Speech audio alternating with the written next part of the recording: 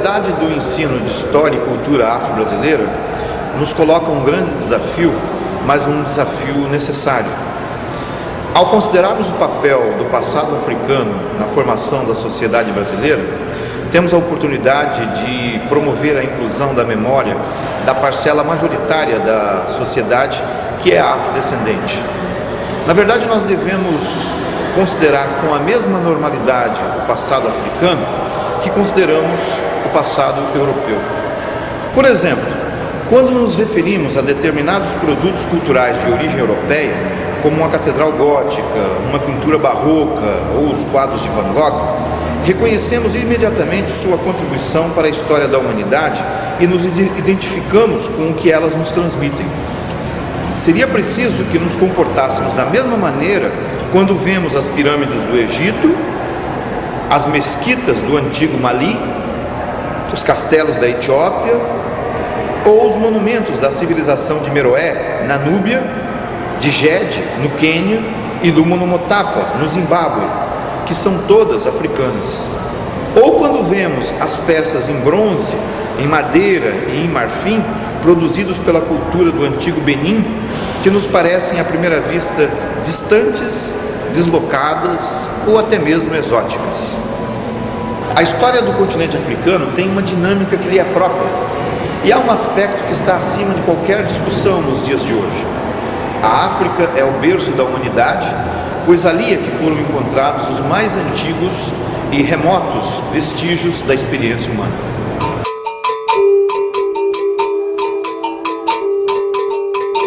Durante milhões de anos de sua pré-história e dos milhares de anos de sua história, o continente africano produziu sociedades altamente diversificadas, cultura material baseada no desenvolvimento da cerâmica e da metalurgia,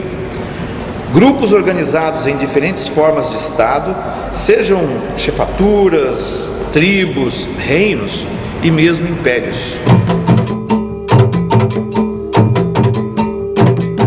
Se olharmos o mapa político atual do continente, reconheceremos em sua divisão política a existência dos seus 54 estados nacionais, criados no decurso do século XX como reação ao processo de conquista e colonização dos europeus, que dominaram politicamente a África no século XIX.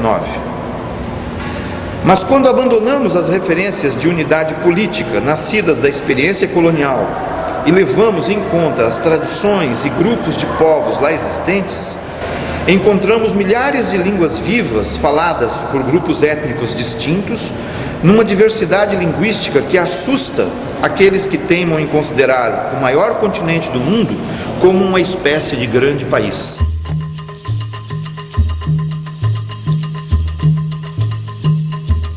Diante disso,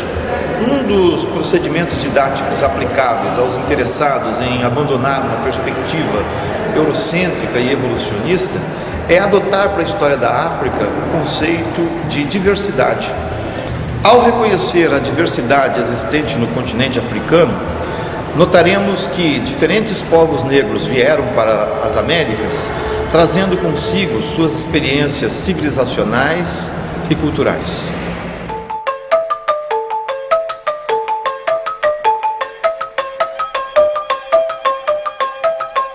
Por outro lado, ao considerar que os povos do Maghreb, da África dita branca, estiveram em contato duradouro com a Europa e o Oriente Médio muçulmano, como participantes das redes de contato através do mar Mediterrâneo, e que os povos situados abaixo do deserto do Saara, da África dita negra, sobretudo aqueles que ocuparam as regiões naturais da floresta tropical, tiveram menos contato com as influências externas de matriz cristã e muçulmana, perceberemos por que, embora tenham ocorrido trocas e influências com o mundo árabe desde o século VIII e com a cultura cristã desde pelo menos o século IV na Etiópia e desde o fim do século XV no Congo, por muitos séculos os contatos com o continente eram apenas marginais, porque se limitavam ao litoral, e que somente no século XIX, com os domínios técnicos gerados na Revolução Industrial, os europeus encontraram condições para explorar e ocupar o interior de seu território. Outro conceito é o de diáspora,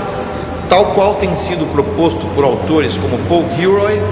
John Thornton e Linda Haywood. Os dados das culturas africanas são matriciais para as populações negras americanas porque serviram como única referência para essas populações que foram duplamente desterritorializadas. Essa dupla desterritorialização está relacionada ao tráfico internacional de escravos existente a partir do século XV. Primeiro, elas foram desterritorializadas na África ao serem retiradas de seus espaços de origem,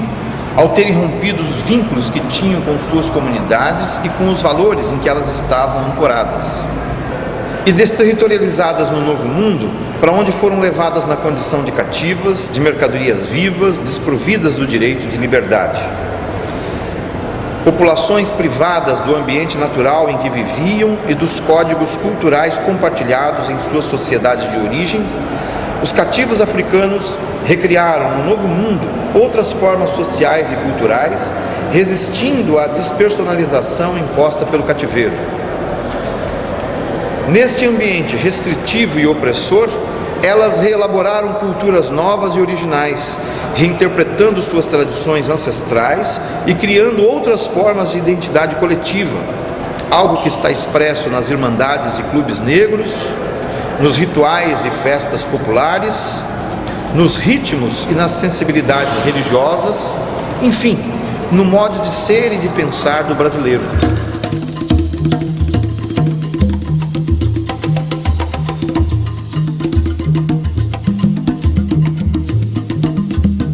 Por tudo isso, mais do que agregar informações sobre a história da África e dos afrodescendentes nas temáticas de sala de aula, será preciso refletir sobre o papel do patrimônio simbólico africano nas sociedades americanas. No caso brasileiro, será preciso reconhecer o quanto os valores civilizatórios africanos estão integrados em nosso cotidiano e contribuem decisivamente para que sejamos quem somos, participantes de uma sociedade multirracial e multiétnica.